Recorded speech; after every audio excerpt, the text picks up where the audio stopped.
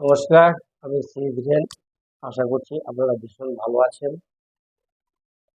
প্রথম পর্ব, দ্বিতীয় পর্ব, এবার আমি যাব তৃতীয় পর্বে। তৃতীয় পর্বটা হবে দশম ভাব বলা হলো, এবার বলবো আমি সপ্তম ভাব। কারণ সপ্তম ভাব থেকে আমরা নির্দেশ করি যে কি ব্যবসা হবে এবং আমার ব্যবসাটা প্রধান কি। সপ্তম ভাব হলো ব্যবসার প্রধান ভাব এবং সপ্তম ভাব হলো দশম ভাবের দশম ভাব। তাই এটা বৃত্তি নির্ণায়ক ভাব। ব্যবসাতে আরো ব্যবসার সাথে যে সম্পর্ক, সেই সম্পর্কটা দূর কল্পনা করে আমরা আমরা দূর পরিকল্পনা করে স্পেসিকুলেশন ভাবে থাকি। অসৎ ব্যক্তিদের ক্ষেত্রে যেমন একাধিক সূত্রের আয় পরিলক্ষিত হয় এবং এইসব ক্ষেত্রে শনি বুধ দ্বারক্য রাশির সম্পর্কে থাকে। সপ্তম ভাবে রবি সামান্য অস্থিরতার মধ্য দিয়ে স্থির ব্যবসা দেবে।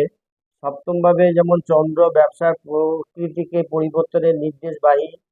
আয় অত্যন্ত অনিয়মিত হবে, এমনকি ব্যবসার স্থান যখন তখন পরিবর্তন হতে পারে। মঙ্গল সপ্তমে থাকলে কি হবে না, মঙ্গল যখন সপ্তম ভাবে থাকবে তখন হঠকারী কাজ নির্দেশ করবে। যে কোনো ব্যক্তি নিলামে চড়া দর হেঁকে ক্ষতিগ্রস্ত হতে পারে।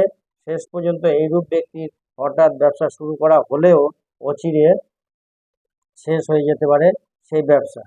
সপ্তমস্ত বুধ কি করে না, সপ্তমস্ত বুধ খুব দ্রুত কেনা বেচা করায়, কারণ বুধ তো খুব বুদ্ধিমত্তা, ভীষণ টার্ন ওভার করায় এবং বৃহত্তর ব্যবসা লাভ দেয়। এবং বুধ নির্দেশক মানে হচ্ছে বড় ব্যবসা, বড় চঞ্চলতা, বড় সমস্ত কিছু।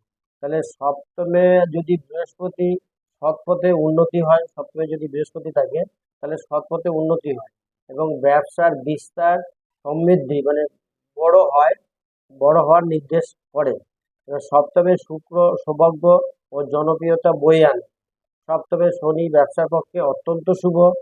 সপ্তমে আহ সপ্তমে শনি সপ্তমে শনি থাকার প্রয়োজন আছে, কারণ হচ্ছে শনি না থাকলে পরে আপনার এই ধীর স্থির কথাবার্তা বোঝানো, ব্যবসার একটা কথাবার্তা কমিটমেন্ট খুব প্রয়োজন হয়। সেই জন্য সপ্তমে শনি প্রয়োজন আছে। এরপরে আমি একাদশ ভাবে চলে যাব বা ষষ্ঠ ভাবে চলে যাব। ষষ্ঠ ভাব, সেই ষষ্ঠ ভাবে এরপরে আহ, দ্বিতীয় তৃতীয় চতুর্থ পর্ব যেটা যাব সেটা যাব ষষ্ঠ ভাবে যাব। ষষ্ঠ ভাবে এখন এই ভিডিওটা শেষ করছি।